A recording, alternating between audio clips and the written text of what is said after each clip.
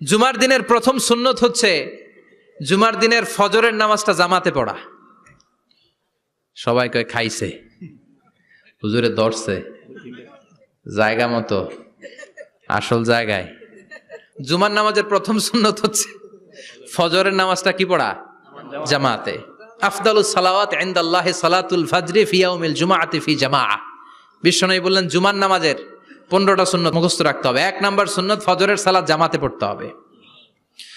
2 নামাজ মুনাফিকদের কাছে সবচেয়ে কঠিন, একটা হচ্ছে ফজরের নামাজ আর একটা এশার নামাজ। এক আলেমকে জিজ্ঞেস করা হলো ফজরের বাতাসটা এত ঠান্ডা আর স্নিগ্ধ কেন? আলেম উত্তর দিয়েছিল কারণ ফজরের বাতাসে মুনাফিকদের নাকের দুর্গন্ধ মিশে না।